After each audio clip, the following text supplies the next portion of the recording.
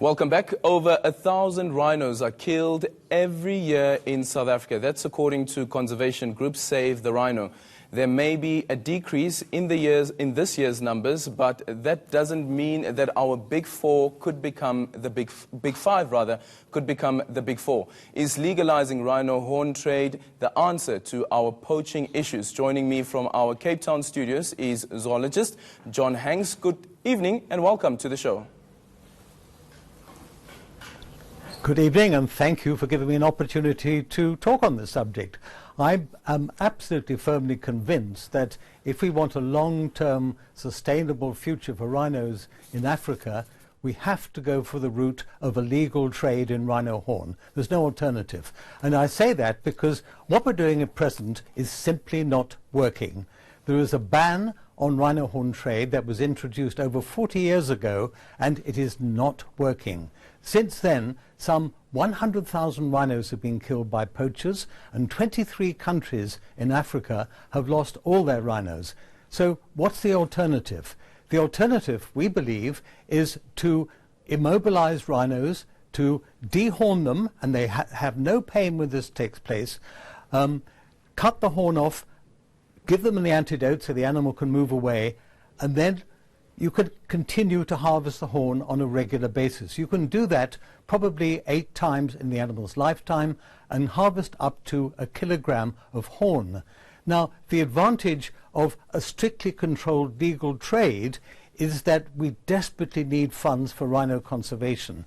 And people don't realize that today in South Africa, it costs almost 2 billion rand just to conserve rhinos on private land and on state land. That is not a sustainable option.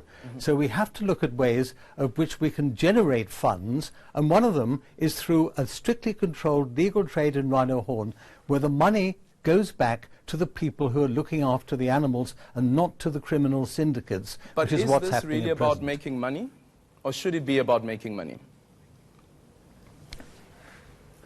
Well, it's making money that is needed for rhino protection.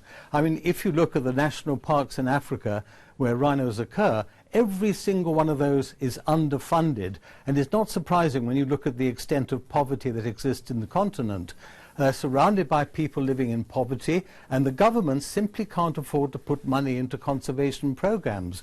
They have massive demands, as we have here in South Africa, for education, for food, for medical supplies, job creation, you name it. So conservation is way down on the ladder. If we could get the money for people who look after rhinos to go back to those people who are looking after them and not to the criminal syndicates, I believe that we would turn the situation around. And let me stress, I'm not alone on this. I think the people who believe that a legal trade is the right way to go include some of the best-known senior conservationists working in South Africa. Natal Parks Board, people like Dr. George Hughes, Dave Cook in Swaziland, people like Ted Riley, and also some of the world's top resource economists who've looked into this very carefully. John, so I think we should listen to the people who've worked at the front line. John, just quickly, we have a new Minister of Environmental Affairs, Barbara Creecy. What should her immediate task be?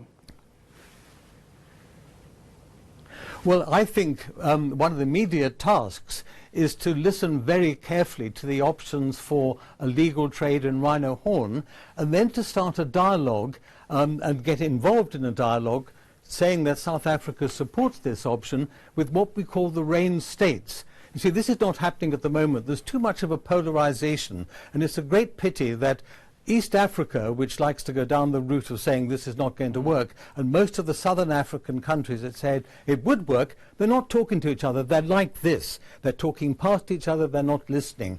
The first thing the minister can do is to try to get a dialogue going so the two countries, the two sides, come together and listen to what the others say. We have to get across the message. Can you give us an example of a country where this is actually working? Can you give us an example of a country where this is actually working? No, it's not, because of the legal trade ban. The CITES trade ban came in 41 years ago, and that means there can be no international legal trade in rhino horn.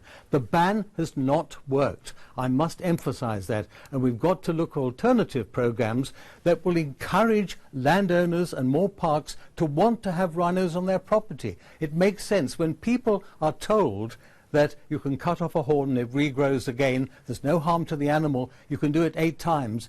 They say to me, we didn't know that. Why weren't we told that earlier? That's true. I would agree that I didn't know that as well. John Hanks, thank you so much for your time. That's the show for tonight. Nukes is up next.